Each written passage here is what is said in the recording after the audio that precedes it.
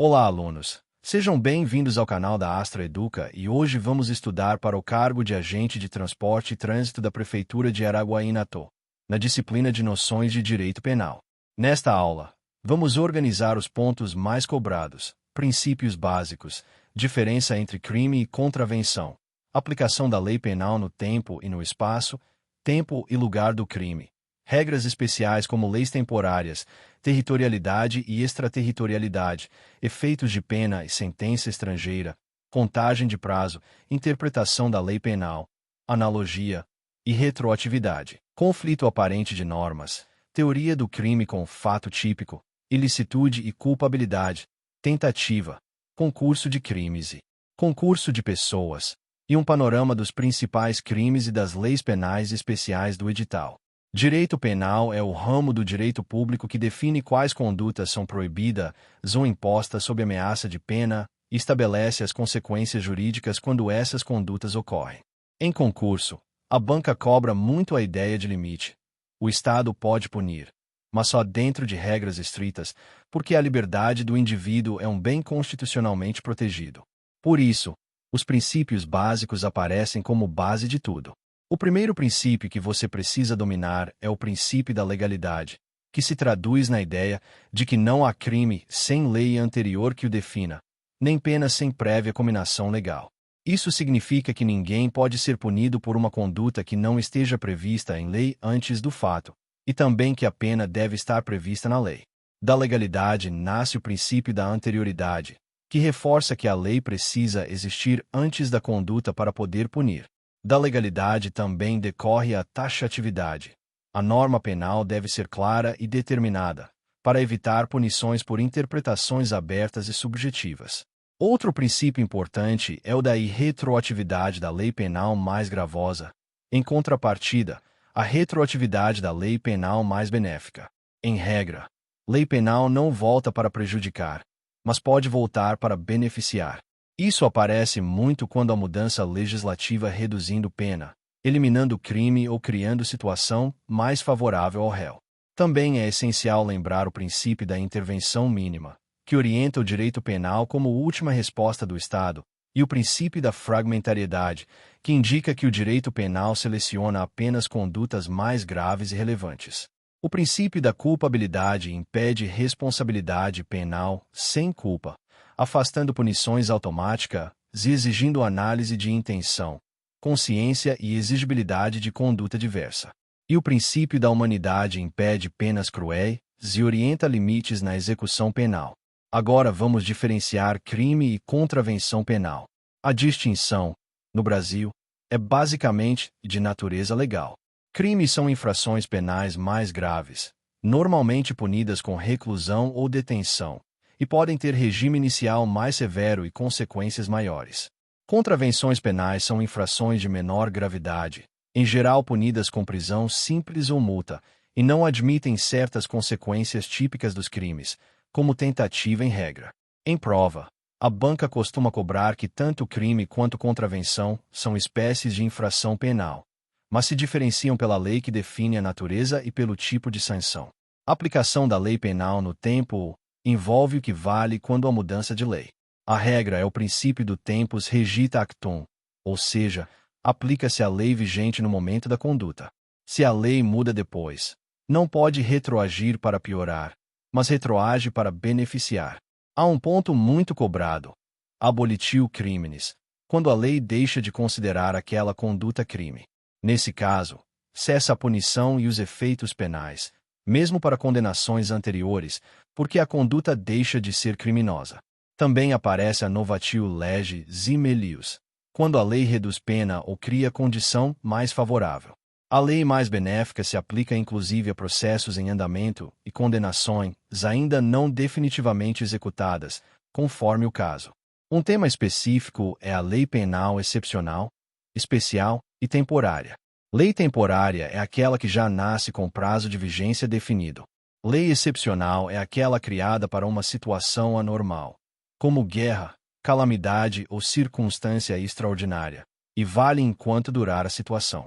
O ponto de prova é que essas leis têm ultratividade, ou seja, mesmo depois de encerrado o prazo ou a situação, Elas continuam se aplicando aos fatos ocorridos durante sua vigência. Assim, se a conduta ocorreu no período da lei temporária, ela pode ser punida por aquela lei, ainda que a lei tenha perdido vigência depois. Isso é uma exceção importante ao raciocínio simples de mudou a lei, aplica a mais nova. Agora, lei penal no espaço. Aqui entram territorialidade e extraterritorialidade. O princípio geral é o da territorialidade. Aplica-se a lei penal brasileira aos crimes praticados no território nacional. Território, para fins penais, inclui o espaço terrestre, o mar territorial, o espaço aéreo correspondente e também certas extensões por ficção jurídica, como navios e aeronaves brasileiros em determinadas condições. A extraterritorialidade é a aplicação da lei penal brasileira a fatos ocorridos fora do território nacional, em hipóteses previstas em lei. Ela pode ser incondicionada, quando a lei brasileira aplica-se independentemente de requisitos adicionais, e condicionada, quando depende de condições como a entrada do agente no Brasil, dupla tipicidade, não ter sido absolvido ou cumprido pena no exterior e outros requisitos previstos. Em prova, você não precisa decorar todas as hipóteses em nível profundo, mas precisa entender o conceito. Regra é territorialidade, exceção é extraterritorialidade prevista e limitada. Tempo e lugar do crime também são cobrados. Quanto ao tempo do crime, o Código Penal adota a teoria da atividade. Considera-se praticado o crime no momento da ação ou omissão, ainda que o resultado aconteça depois. Quanto ao lugar do crime, o Código Penal adota a teoria da ubiquidade. Considera-se praticado tanto no lugar da ação ou omissão quanto no lugar em que ocorreu ou deveria ocorrer o resultado. Isso é muito útil para resolver conflito de competência territorial e para entender quando a lei brasileira pode ser aplicada. Pena cumprida no estrangeiro e eficácia da sentença estrangeira são tópicos que aparecem como noções. A pena cumprida fora pode ter reflexos no Brasil, especialmente para evitar dupla punição pelo mesmo fato, com mecanismos como detração ou consideração do que já foi cumprido, conforme regras aplicáveis. A sentença estrangeira, para produzir efeitos no Brasil, pode precisar de homologação pelo órgão competente, e alguns efeitos específicos, como reparação civil ou medida de segurança, podem depender desse procedimento. Em prova, a ideia central é a cooperação internacional, mas os efeitos aqui obedecem regras próprias e controle. Contagem de prazo e frações não computáveis da pena são pontos objetivos. Na contagem de prazo penal, em regra, inclui-se o dia do começo, diferentemente de muitas regras processuais civis. Quanto a frações, desprezam-se frações de dia em penas privativas de liberdade e restritivas de direitos, e, na multa, desprezam-se frações da unidade monetária, conforme o critério legal. A banca cobra isso como detalhe técnico. Interpretação da lei penal é sempre limitada pela legalidade.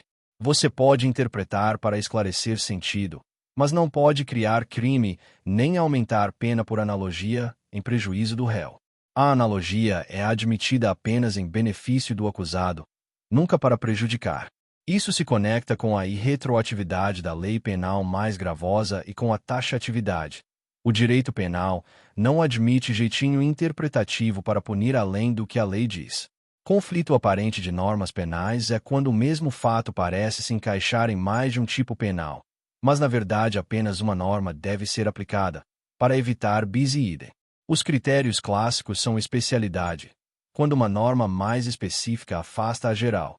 Subsidiariedade, quando uma norma funciona como reserva aplicada só se não houver crime mais grave. Consunção, quando um crime é meio necessário ou fase de preparação ou execução de outro e fica absorvido. E alternatividade, quando o tipo descreve várias condutas alternativas e a prática de mais de uma ainda configura um único crime naquele tipo. Agora entramos na teoria do crime. O crime, em visão didática, é fato típico, ilícito e culpável. Fato típico é a adequação da conduta ao tipo penal e envolve conduta, resultado quando exigido, nexo causal e tipicidade. Conduta é ação ou omissão humana voluntária. Resultado pode ser naturalístico, como morte ou lesão, ou pode ser apenas jurídico, como violação do bem protegido. Nexo causal liga a conduta ao resultado, nos crimes materiais. Tipicidade é um encaixe no tipo penal, e hoje se fala também em tipicidade conglobante e material, para considerar relevância da ofensa ao bem jurídico. É aqui que aparece, em provas, a ideia do princípio da insignificância em alguns casos, como furtos de valor ínfimo, embora isso dependa de critérios jurisprudenciais e não seja automático. Causas de exclusão da tipicidade incluem situações como crime impossível, quando o meio é absolutamente ineficaz ou o objeto é absolutamente impróprio para consumação, e também erro de tipo, quando o agente desconhece um elemento do tipo, e por isso, pode excluir dolo, e dependendo do caso, até culpa. Também pode aparecer consentimento do ofendido em hipóteses específicas, dentro dos limites do bem jurídico disponível, mas isso é mais avançado. Crime consumado e tentado é outro bloco certo. Crime consumado ocorre quando se reúnem todos os elementos do tipo penal. Crime tentado ocorre quando o agente inicia a execução, mas não consuma por circunstâncias alheias à sua vontade. Tentativa exige início de execução e interrupção involuntária. Atos preparatórios, em regra, não são punidos, salvo quando constituírem crime autônomo. A pena da tentativa é reduzida, porque o crime não chegou ao resultado final, e a redução varia conforme o grau de execução e proximidade da consumação.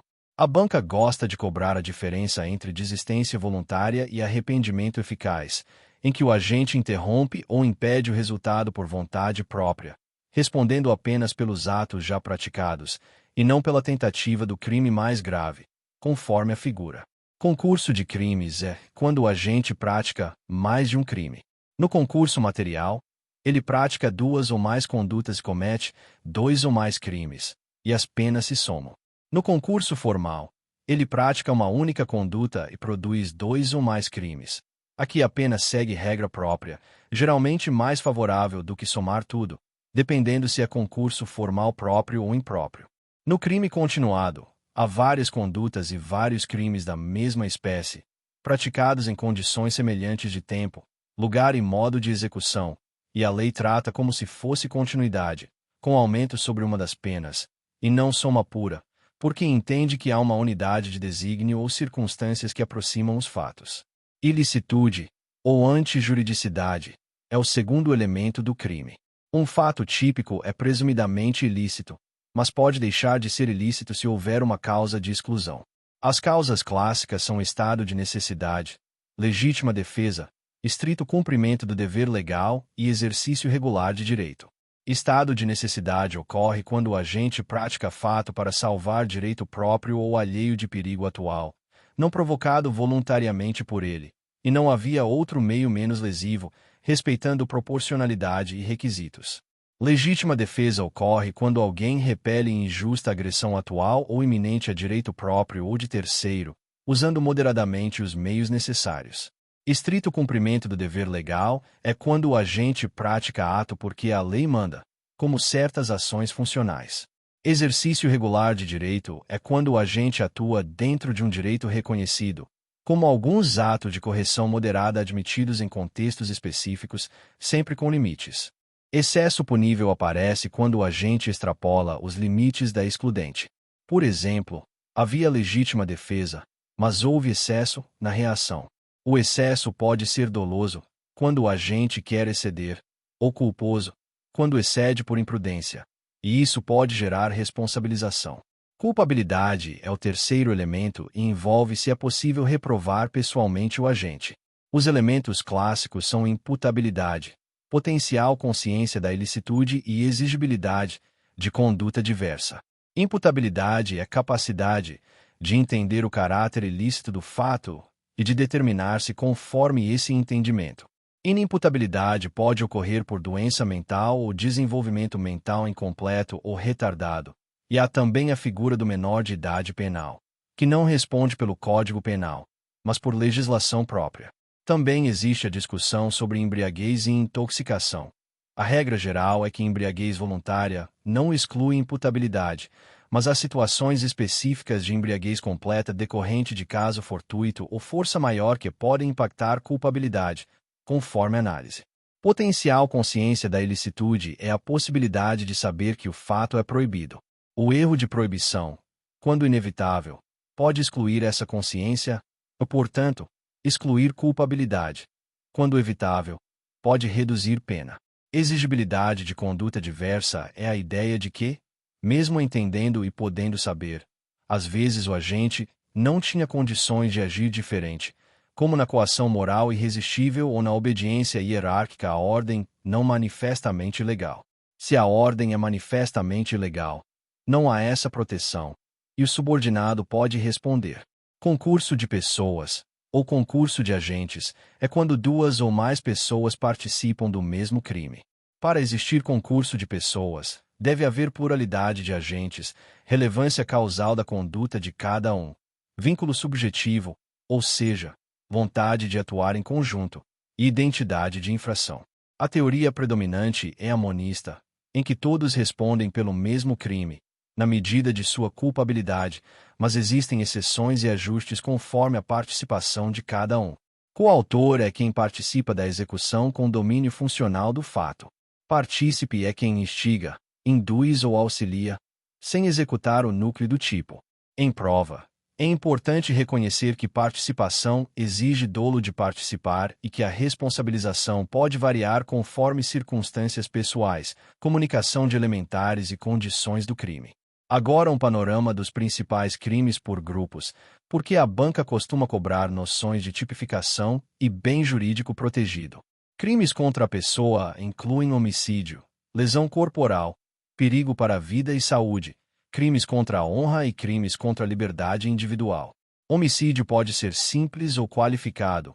Em prova costuma aparecer a ideia de qualificadoras que tornam o crime mais grave.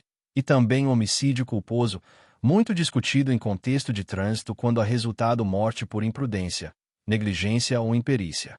Lesão corporal também pode ser leve, grave, gravíssima ou seguida de morte, e pode ser dolosa ou culposa. Crimes contra a honra incluem calúnia, difamação e injúria, cada um com características próprias. Calúnia imputa crime falso, difamação imputa fato ofensivo à reputação, injúria ofende a dignidade ou decoro. Crimes contra a liberdade incluem ameaça, constrangimento ilegal e sequestro e cárcere privado, entre outros. Crimes contra o patrimônio incluem furto, roubo, extorsão, dano, apropriação indébita, estelionato e receptação. Furto é subtração sem violência ou grave ameaça. Roubo é subtração com violência ou grave ameaça, por isso, é mais grave. Extorsão é constranger alguém, com violência ou grave ameaça, a fazer, tolerar que se faça ou deixar de fazer algo, com o intuito de obter vantagem, e não exige necessariamente subtração direta como no roubo. Dano é destruir ou deteriorar coisa alheia. Apropriação indébita é quando alguém se apropria de coisa que já estava em sua posse legítima. Estelionato envolve fraude para obter vantagem ilícita, induzindo ou mantendo alguém em erro. Receptação é adquirir, receber, transportar ou ocultar coisa que sabe ser produto de crime, e a banca cobra muito porque aparece em contextos de mercado ilícito. Crimes contra a dignidade sexual incluem estupro e outras figuras relacionadas. O estupro envolve constranger alguém, mediante violência ou grave ameaça, a ter conjunção carnal ou praticar ou permitir ato libidinoso. Há também crimes como importunação sexual, assédio sexual em contexto de relação hierárquica e outras figuras. Em prova, o mais importante é compreender o bem jurídico protegido, a diferença entre violência, grave ameaça e ausência de consentimento, e a gravidade da proteção, especialmente quando envolve vulneráveis. Crimes contra a fé pública envolvem falsidade de documentos, falsificação de moeda e falsidade ideológica. Falsificação de documento público e particular e uso de documento falso aparecem muito. Falsidade ideológica é inserir ou omitir declaração falsa em documento para prejudicar direito, criar obrigação ou alterar a verdade sobre fato juridicamente relevante. A banca gosta de diferenciar falsidade material, que altera o documento em si, de falsidade ideológica, que altera o conteúdo declarado. Crimes contra a administração pública incluem peculato, concussão, corrupção passiva, corrupção ativa, prevaricação, resistência, desobediência e desacato, entre outros, conforme o Código Penal. Peculato envolve apropriação, desvio ou subtração de bem público por servidor, em razão do cargo. Concussão é exigir vantagem devida. Corrupção passiva é solicitar ou receber vantagem devida, e corrupção ativa é oferecer ou prometer. Prevaricação é retardar ou deixar de praticar ato de ofício, ou praticá-lo contra a disposição legal, para satisfazer interesse pessoal. Resistência, desobediência e desacato aparecem muito em questões de atuação estatal, mas sempre exigem análise do contexto e do tipo penal. A prova costuma cobrar conceito geral e elementos básicos. Crimes contra a administração da justiça incluem denunciação caluniosa, comunicação falsa de crime, falso testemunho, fraude processual, favorecimento pessoal e outros. Denunciação caluniosa é provocar instauração de investigação ou processo imputando crime a alguém que sabe ser inocente. Comunicação falsa é informar crime inexistente. Falso testemunho envolve mentir como testemunha, perito, tradutor ou intérprete. Fraude processual é inovar artificiosamente estado de lugar, coisa ou pessoa para induzir juiz ou perito a erro. Agora as leis especiais do edital, que são muito cobradas porque a banca gosta de lei seca e de conceito-chave. Lei dos crimes hediondos trata de delitos considerados de extrema gravidade, seja por previsão expressa de crimes hediondos, seja por equiparação, como tortura, tráfico de drogas e terrorismo, conforme o regime legal. O importante para a prova é reconhecer que esses crimes têm tratamento mais severo em aspectos como regime e progressão, além de regras mais rígidas em alguns benefícios, conforme alterações legislativas ao longo do tempo. A banca também cobra a ideia de que não é qualquer crime grave que é hediondo. Ele precisa estar na lista legal ou ser equiparado por lei. Abuso de autoridade é tema sensível porque envolve limites do agente público. Embora exista referência histórica à Lei 4.898 de 1965, atualmente a legislação específica mais recente que tipifica condutas e estabelece requisitos, inclusive a ideia de finalidade específica em certas situações.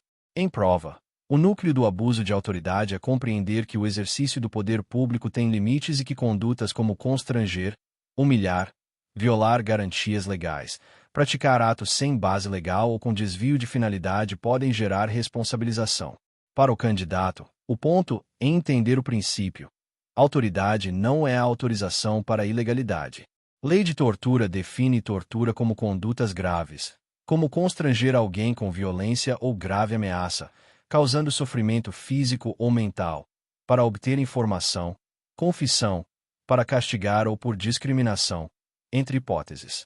A lei também prevê responsabilidade para quem se omite quando tinha dever de evitar ou apurar, em certos contextos, e traz consequências penais severas.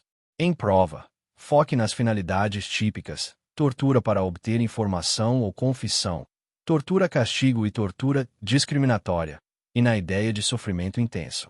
Crimes no Estatuto da Criança e do Adolescente aparecem em tópicos como exploração sexual, produção e divulgação de material pornográfico envolvendo criança e adolescente, venda de bebida alcoólica e outros produtos proibidos a menores, além de condutas de subtração ou entrega irregular, conforme tipos específicos.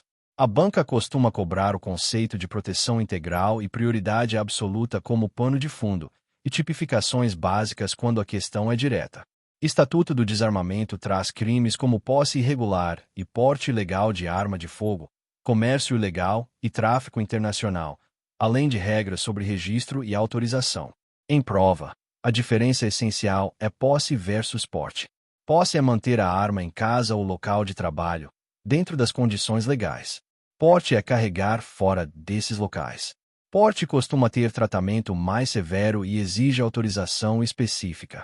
Também aparecem munições e acessórios, e a banca gosta de testar se o candidato entende que arma sem autorização, ou com numeração raspada, agrava a situação e muda enquadramento. Crimes contra o meio ambiente abrangem condutas contra fauna, flora, poluição e ordenamento urbano e patrimônio cultural, além de crimes contra a administração ambiental. A lei ambiental também prevê responsabilidade de pessoa jurídica em certas hipóteses, o que é tema clássico. Para a prova, memorize a lógica. Há proteção penal quando há degradação relevante, e a lei prevê sanções como multa, restritivas de direitos e, em alguns casos, pena privativa de liberdade, além de medidas de reparação. Lei Maria da Penha não é apenas penal. É um conjunto de medidas de proteção e enfrentamento da violência doméstica e familiar contra a mulher. Ela define formas de violência, como física, psicológica, sexual, patrimonial e moral, e cria medidas protetivas de urgência, afastamento do agressor, proibições de contato e outras providências. Em prova, o foco é reconhecer que a violência doméstica é uma questão de direitos humanos e segurança pública, exige atuação integrada e medidas de proteção, e que o objetivo é prevenir reincidência e proteger a vítima. Lei de drogas distingue usuário e traficante, com consequências muito diferentes. O tráfico é crime grave, enquanto o porte para consumo pessoal tem tratamento sem pena privativa de liberdade, com medidas educativas e restritivas, conforme a lei. A banca cobra os critérios de diferenciação, que dependem de circunstâncias do caso, como quantidade, local, condições e antecedentes, e cobra também que o tráfico pode envolver várias condutas além de vender, como transportar, guardar, trazer consigo para fins de tráfico, oferecer e outras. Também aparecem temas como associação para o tráfico e financiamento, além de políticas de prevenção e tratamento. Para encerrar, eu quero te deixar um método para estudar esse conteúdo enorme sem se perder. Primeiro, consolide a parte geral. Legalidade, lei penal no tempo e no espaço, tempo e lugar do crime, tentativa, concurso de crimes, concurso de pessoas e as excludentes de ilicitude e de culpabilidade. Isso é a base que aparece em qualquer questão. Segundo, estude os crimes por bem jurídico, entendendo a diferença entre furto e roubo, entre calúnia e injúria, entre falsidade material e ideológica, e entre corrupção passiva e ativa. Terceiro, revise as leis especiais pelo núcleo. O que elas protegem, quais condutas principais e quais consequências gerais. E, em qualquer questão, sempre pergunte: a conduta é típica, é ilícita ou é excludente, e o agente é culpável ou a causa de exclusão. Bons estudos e até a próxima aula.